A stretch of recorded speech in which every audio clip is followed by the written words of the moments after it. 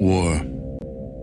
War never changes. The Romans waged war to gather slaves and wealth. Spain built an empire from its lust for gold and territory. Hitler shaped a battered Germany into an economic superpower. But war never changes. Hey there, Meergo here, and welcome to the first video in my Meergospective series for the Fallout franchise. In this series, we'll be taking a look at the primary Fallout games. This means we'll be skipping Fallout Brotherhood of Steel, Fallout Shelter, and Fallout 76 because they stink. We'll also be skipping Fallout Tactics, even though it is my favorite in the series because it is not considered canon. This video is for Fallout 1. Fallout was a genre-defining open-world RPG when it came out in 1997, and is still considered one of the greats. When released, this game won a whole bunch of awards, and was said to revitalize consumer interest in role-playing games. I find this particular claim questionable considering it was released between Diablo and Baldur's Gate.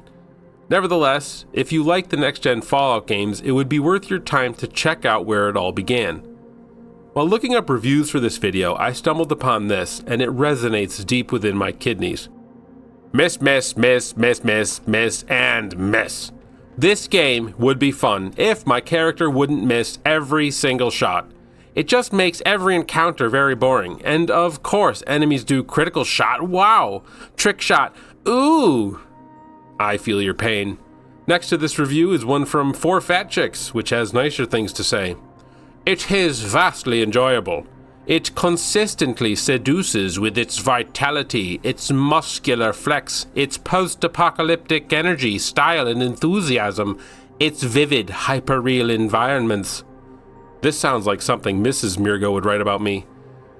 These 2 reviews precisely sum up how I feel about Fallout 1. Whether or not it is still a powerhouse in the genre depends if you can get through the definitely hasn't aged well wonkiness to experience the interesting story and the best setting in gaming. The story goes that by the mid-2000s, the world's resources are growing thin. China invades Alaska, the US annexes Canada, and the European countries fall into disarray. Due to the impending threat of nuclear war, many people hide in self-sustaining bunkers called vaults to wait for the whole thing to blow over. Inevitably, this happens. In 2161, 100 years before the Bethesda Fallouts, Vault 13, located in Southern California, breaks their water chip. You volunteer, or are voluntold, the game is never particularly clear on which, to bravely venture into the irradiated wasteland to retrieve a new water chip and save your vault from certain death. The setting of Fallout is perfection. Essentially Mad Max without vehicles or Thunderdomes, this is a post-apocalyptic adventure in a desolate wasteland full of raiders, creatures mutated by radiation, and even more sinister threats. Yes, future Fallout games do have vehicles, but they're only mentioned here. Perhaps the most iconic aspect of the setting is its retrofuturism. This is a 1950s vision of the future, where atomic power and laser weapons were commonplace, at least before the world blew up. The world is populated mostly by sparse settlements trying to survive while fending off attacks by raiders and giant rad scorpions. There are quests to do and merchants to trade with, and plenty of organizations to interact with, such as religious cults, bandit gangs, and peaceful humanitarian groups. Then there's the Duke Nukem of all factions, the Brotherhood of Steel, who are without a doubt my favorite faction of all. The Brotherhood are quintessential to the setting and have been present in every single Fallout game that's ever been released. From a lore standpoint, they have a huge history spanning hundreds of years and have chapters all throughout the United States. Being my favorite faction, they also have my favorite NPC in all of gaming. But we'll talk about him in a future video. The primary antagonists are the super mutants. These are large, gruff humanoids with a penchant for big guns. Not to be confused with the meatbag-toting super mutants on the East Coast. Some of these are intelligent, calculating, and deadly. The end boss of the game is a human-computer amalgamation called the Master, who creates super mutants by dipping humans in a vat of green goo. Overall, it feels perfectly post-apocalyptic, dark, gritty, dangerous, with an ample side of humor. This game is old and lacks pizzazz in the graphics department. The set pieces are cool, but the towns are all samey and the nukes must have blown the top stories off all the buildings. Aside from a couple of special locations, all of the towns are filled with one-story, very flat buildings. The graphics perfectly depict the setting though. The wasteland looks desolate and unforgiving, and enemies look unsettling and ruthless. What greatly helps keep the graphics above awful status are the death animations. These are varied and depend on both what weapon was used and how dead you made the guy. While it may seem strange to praise the death animations, they add a lot when it comes to how the game feels, making combat that much more satisfying.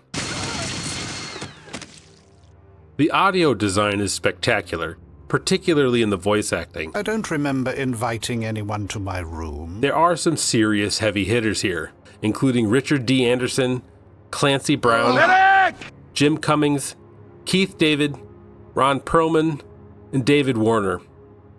Though it's a shame that only a handful of NPCs are voiced, still those that are voiced are done very well. As with any good RPG, the character customization is robust. Characters are defined by the special system, which stands for strength, perception, endurance, charisma, intelligence, agility, and luck. Each of these statistics affects your character's performance in the game world. There are also skills, perks, and traits that further define your character. Combat is turn-based, where you have a set number of action points per turn based on your agility, and are used to do everything from shooting and moving to accessing your inventory. Hit chance is a percentage based on many factors, including your own character's stats, the enemy's stats, and other multipliers that bring back XCOM PTSD. As with most combat systems, the general idea is to reduce your enemy's hit points to 0 before they do the same to you. In Fallout, you're given a task to do, and nobody really cares how you do it. There is a rudimentary reputation system, but you can get away with a surprising amount of unsavory behavior without consequence. Though if you do kill any children, you are branded as a child killer. Some merchants won't talk to you, and bounty hunters appear as random encounters. In my playthrough, I was branded a child killer because I was attacked by a child who was part of a mob of religious zealots. That's a little ridiculous, but whatever. I still don't condone violence against children. Fun fact, the whole being able to kill children thing forced Black Isle to completely remove children from both Fallout 1 and 2 in the European releases, since those countries weren't having any of it. The open-ended nature means the path you take in Fallout can vary greatly depending on choices you make. Taking most people 20 or so hours to complete, you can actually beat it in under an hour if you know precisely where to go and what to do. Last time I looked, the speedrunning record was just a few minutes, depending on how loosely you define glitchless. Here's where it gets a little iffy. Fallout lacks a lot of the basic quality of life features that are common today or in the last 2 decades. This is both good and bad. There is absolutely no hand-holding for what to do. You're thrust into the wasteland with a handful of bullets and told, go find a water chip. In a way, it's kind of neat not having any idea what's going on or what to do, because your character doesn't either, making it extremely immersive. It also means that subsequent playthroughs can be largely different, since you'll be able to act with foresight, which is a little less immersive. On the other hand, finding out what to do in the first place can be extremely tedious. You might be told to go talk to Dan, but never be told where he is, and then you end up searching every same-looking building in town for the same-looking NPC, trying to find one of them named Dan. There are plenty of other places where if you say the wrong thing to someone, then everyone becomes hostile. If you were so inclined, you could even talk to a certain NPC pretty early on who brings you right to the end boss, though you will probably end up getting dipped. I would like to take the time to point out that this is a cutscene of you turning into a super mutant, storming your vault, and murdering its inhabitants.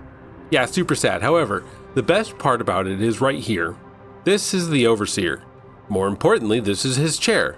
Look at this thing. It has 2 miniguns. For what? I can only imagine it was used for capital punishment.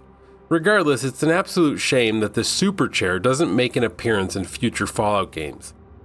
Anyway, at one point you find out that some ghouls have a water chip. These aren't the good-looking ghouls seen in Bethesda's games. These are fugly. They're also utter assholes. Why do you tread my shadow? I was told by one of them that if I fixed their pump, they might be willing to part with their water chip. I fixed the pump, and all the ghouls said to me in return was, thanks, I guess I should have got it in writing. It took me about half an hour to find the ghoul leader's set, who attacked me when I talked to him. Sow and reap. I want. Well, that's it. It's little things like this that make Fallout awesome. I'm positive it's possible to get the water chip without killing any of the ghouls, but sometimes things go pear-shaped. Speaking of pear-shaped, the inventory is an absolute dumpster fire. You can only view a few items at a time, and even with higher strength, you can only carry a few weapons and a handful of bullets. Is this realistic or just tedious? Knowing how to use items, sometimes I just give up. Unless you know that you're supposed to use a rope on an elevator shaft, or that it's actually possible to blow some things up using dynamite, you probably won't even try. Gamers are adaptable though, and it won't be long before it clicks and you're using reverse pickpocketing to plant armed plastic explosives onto a particularly annoying NPC. Regarding the user interface, for a game that requires a lot of reading, there's only a couple of very small windows for text. The main log on the game screen is so small that it's very easy to miss vital information. And why does the text not align vertically? This is unacceptable. There's also an extremely bare-bones companion system. It consists of a few NPCs that will follow you around, but following you around is about all they are capable of. That and sacrificing themselves so you can win a difficult fight. Here I am fighting a bandit gang with my boy Ian. We're very clearly outnumbered, and eventually Ian realizes he has important business elsewhere and decides to hightail it for the exit. I'm not sure why he ran that way through the 100 dudes. Yeah, he's definitely dead. Meanwhile, I'll loot all the corpses, heal, and rescue Tandy. At least he did something. That's not to say I dislike the companion system entirely. After all, you get dog meat and he is the goodest boy. Though, towards the end it is best to have him sit out the adventure, lest he gets riddled with holes by super mutants.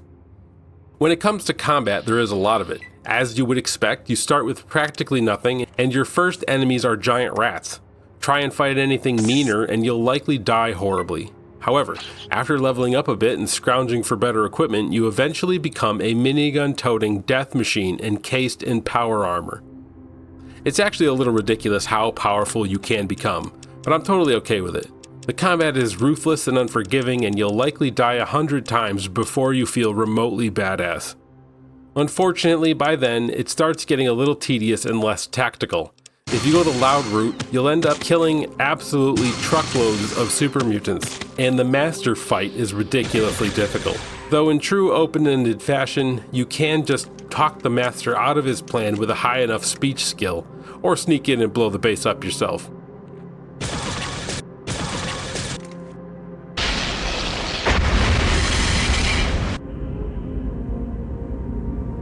To rate Fallout 1, I would say that the story and setting are amazing, while the graphics and audio are fine.